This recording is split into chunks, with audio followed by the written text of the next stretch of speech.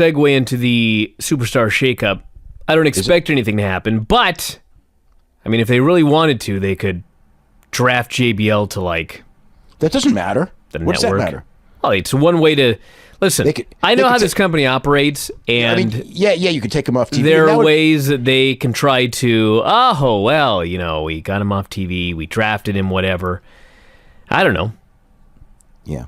By the way, a lot of his broadcast partners said that he was the absolute worst guy to work with. You know, so I mean, if he was really good at his job, it'd be one thing. And I used to really get a kick out of him, you know, when he first started. But that's, you know, I mean, because I thought he was pretty funny and everything like that. And but again, I didn't work with him, and it's like, man, people who worked with him. I mean, it was. I didn't know that. I didn't know anyone had any problems that worked with him directly, and I thought that it was all, well, you know, it's just his gimmick and everything like that. I didn't realize how much, you know, that those people hated working with him, and how he was, you know, all about himself and not about the broadcast. And I mean, I saw, obviously, you know, he buried his broadcast partner, which is so incredibly unprofessional. I mean, it almost boggles my mind that he did it, but he did it. And, you know, he'll go in there and we'll see what happens with him. I don't, you know, but, yeah, what a freaking gutless guy. That's all I can say. Well, what do you think is going to happen in the shakeup on Monday and Tuesday? Okay, so AJ seems to be going to Raw. I know we talked about Roman Reigns. I've had people tell me that Roman Reigns is going to go over, but I've had people tell me that he's not. The problem with Roman Reigns is that Roman Reigns and Strowman is scheduled as the main event for San Jose. Now, obviously, everything can change, but the plan is very much Roman Reigns and Strowman, and you know, Strowman and Lesnar, and you know, Lesnar and Roman Reigns at WrestleMania next year. Now, can Roman Reigns go over there? But if he goes now, does that mean Strowman goes with him? But then if Strowman goes with him, that means that Lesnar is going to have to be on the same brand as well, unless they do a cross-promotion thing like Lesnar and Randy Orton. Hold on a second. I got another question before we go any further. So, I didn't even think about this till just now, but Roman Reigns versus Braun Strowman, and then Strowman's going to be facing Lesnar. Yeah. So Strowman's beating Roman Reigns? Well, perhaps in some form, yeah. I don't know exactly how, but he's got to look good enough against Roman Reigns to where he next faces Lesnar. Yeah, I mean, Brock Lesnar's next opponent is Strowman, but Strowman's next opponent is Roman. So he Reigns. has to beat Roman. He lost at the Fastlane show.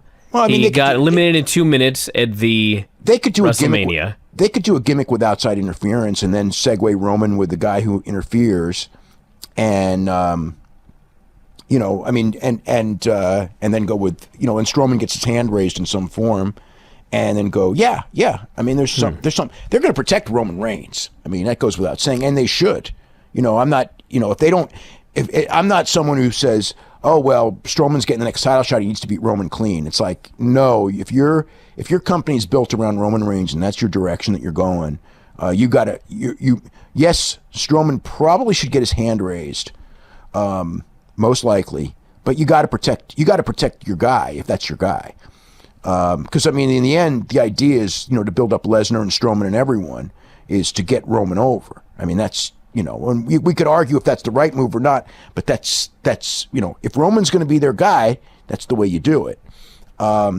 So as far as, you know, other stuff, obviously we talked about the New Day, you know, going over. I don't know what else. Obviously there's got to be someone, you know, in the other direction as well.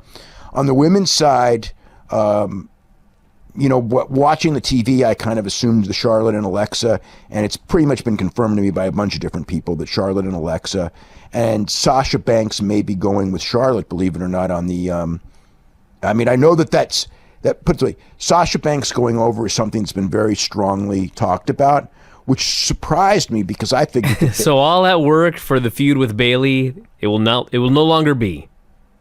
It looks like if they go with that, with that move, that would kill Bayley and Sasha, yeah, which makes no sense. That makes no sense to me.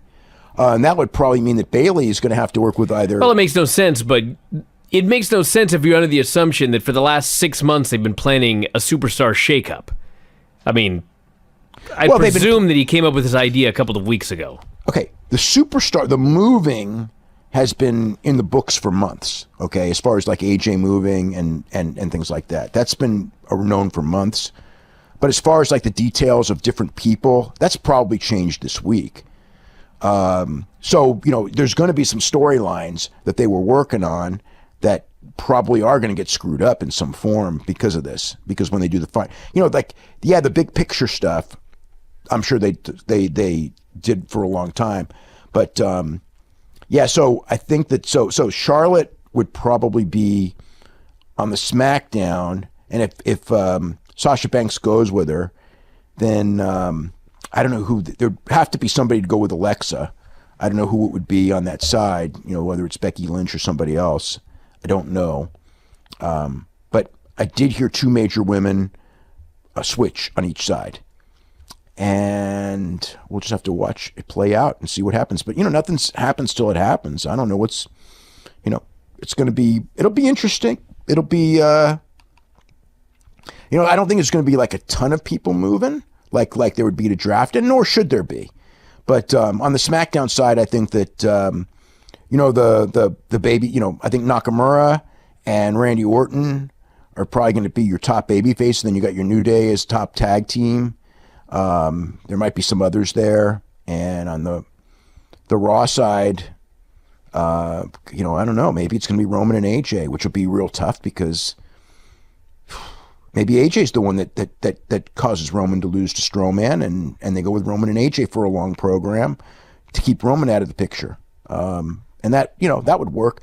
Plus, Roman and AJ, I mean, it's even though the people are going to cheer AJ over Roman, probably by great, reaction, they can at least go in there and go, hell, Roman's having super matches because, we've seen Roman and AJ enough times to know that you put them on a pay-per-view match and it's going to be, incredible. I mean, and so, but yeah, a lot can happen. Well, let's talk about the craziest UFC here in a while.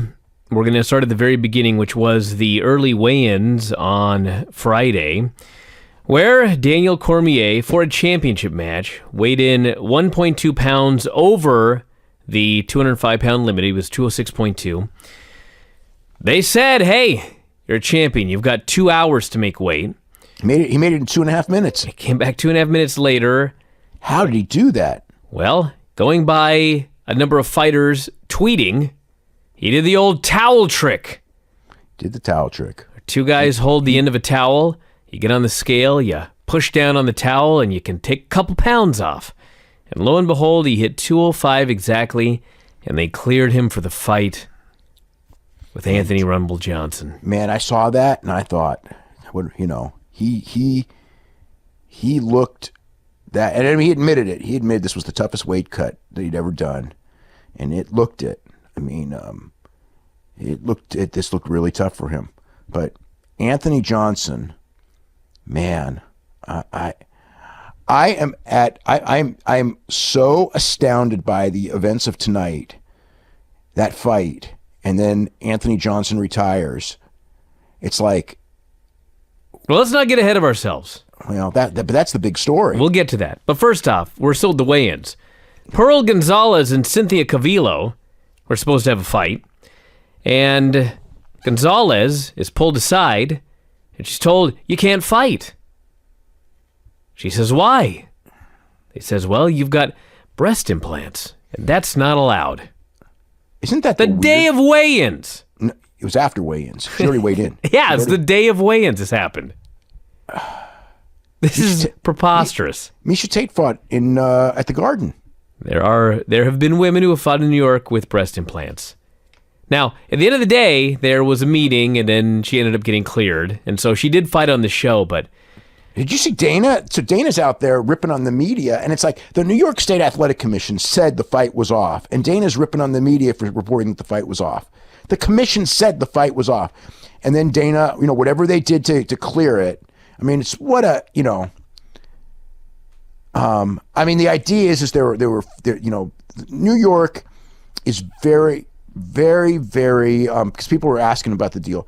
When New York got it, because of all of the political negativity, the commission